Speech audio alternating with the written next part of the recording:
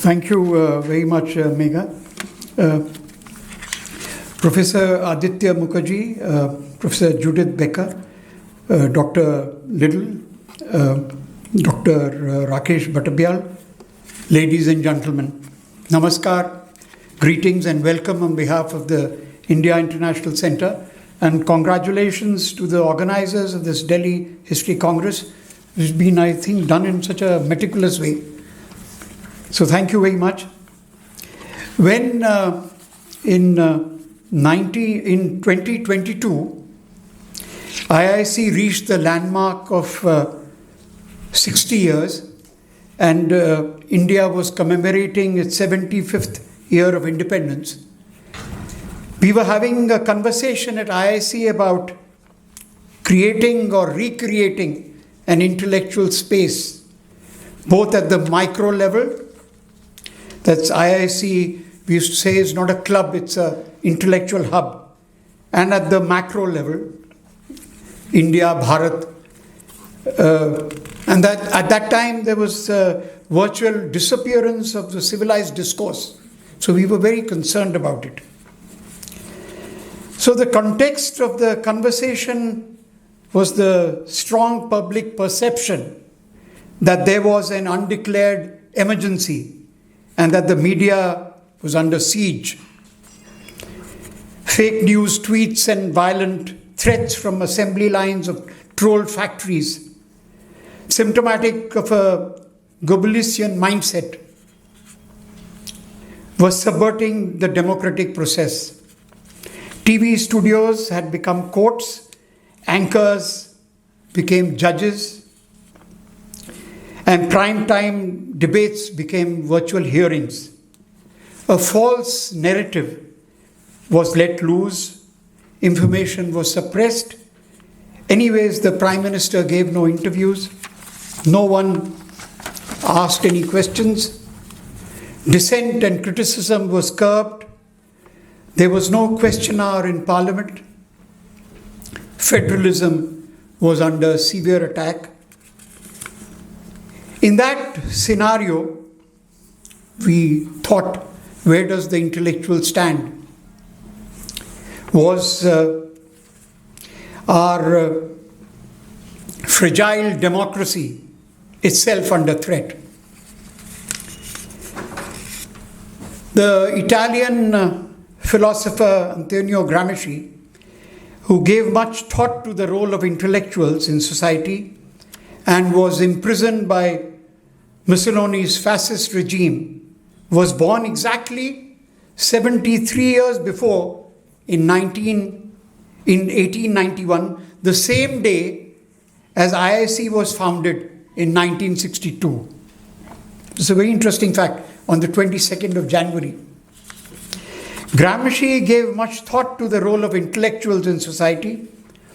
All men are intellectuals, he said, and that all intellectual and rational faculties, and all had intellectual and rational faculties, but not all men had the social function of intellectuals.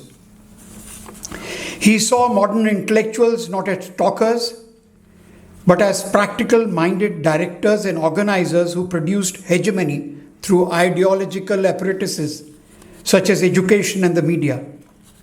Furthermore, he distinguished between a traditional intelligentsia, which saw itself wrongly as a class apart from society, and the thinking groups which every class produces from its own ranks organically.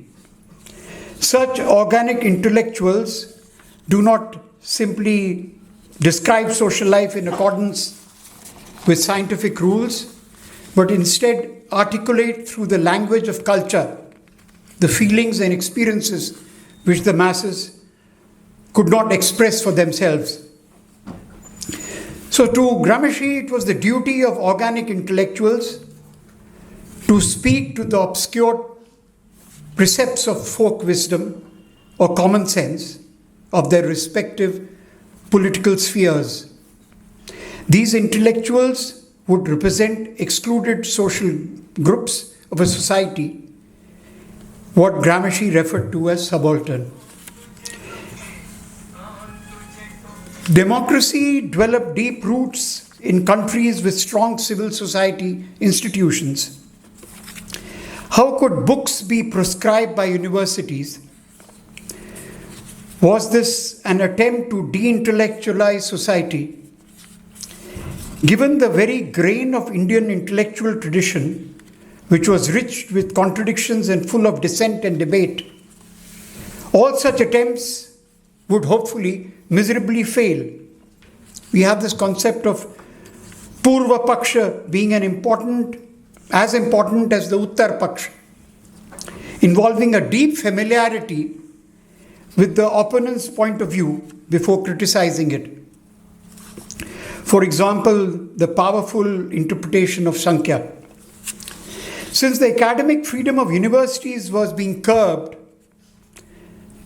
should the role of free discussion and dissent be taken over by civil society institutions like the IIC? In fact, I remember Shiv Vishwanathan was participating in a discussion here at IIC, which I happened to moderate, and I remember his saying the role of free discussion and dissent has to be taken over by institutions like the IIC because the academic freedom of universities is under threat. Now, I just want to mention a few, intellectual kind of platforms which we have created here at IIC, in which I have personally been involved. So we have a every year annual discussions on state of the Indian media. We have a discussion on the state of the Indian economy. We have a discussion also on the state of parliamentary democracy in India. And 27 years ago, in 1999, very much before the present dispensation started talking of 2047, we had started annual lecture series on India 2047 in my father's memory here. And then in 2018, we started the annual Nelson Mandela lecture. In 2013, we started a dialogue to develop a vision. These are all annual platforms. A dialogue to develop a vision for Delhi. Now, in 2013, we called it 2025, but probably we'll have to push the date further now. Then we also did a platform for taking children to Gandhi, and this was started in 2008. And 14,000 students from schools of NCR of Delhi have gone through this process. And we have 4 programs around the year. We have the Martin Luther King Jr. Day on January 21st. Now this is actually linked up with the Gandhi King Plaza, which Indira Gandhi came when she was the Prime Minister on January 21st, 1970 to inaugurate, and dedicated it to these 2 icons of peace. And then we of course have the Madiba birthday celebrations on July 18th. And then we commemorate the Public Service Broadcasting Day on November 12th. And the Constitution Day, which is now very critical to our times. We do it on November 26th. Then another very important initiative which we started was we created 14 sectoral policy groups. Now this was going back to the 60s and 70s when IIC was, in fact, the foundations were being laid, and people like Ramesh Thapar, the founding editor of Semina, was there. So we wanted to strengthen this thought space of IIC, because some people use it as a watering hole and a dhaba, which we don't want it to be. So for that thought space, we developed 14 sectoral groups, and they range from agriculture to culture, economic affairs, education, environment, foreign relations, governance, health, history. In fact, we have the convener of the history section here, Professor Mahajan. And then we had justice, media, science and technology, security, and social affairs. I am in charge of the social affairs group, and we are doing a whole monograph on hate speech. So, in this also there's a process we go through. This is the monographs which are prepared, or the papers which are prepared, go through a peer review, and then they go through a membership review. We present it to the members, and then it is put out. So, before I close, I just want to, mention a little bit about our founder.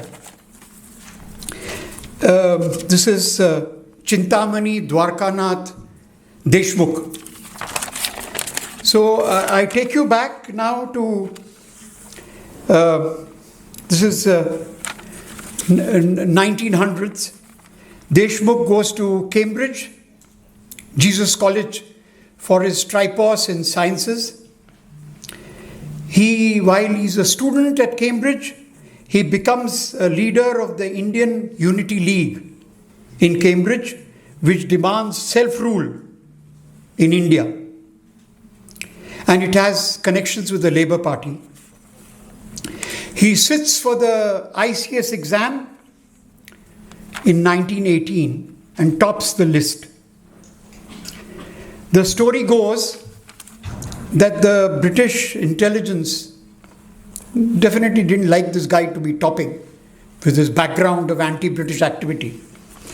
So the intelligence put it to the selection committee. They didn't have a viva voce those days, but it put it to the selection committee that this guy shouldn't be taken. But it's said that the chairman of that committee said, no, Deshmukh is a patriot.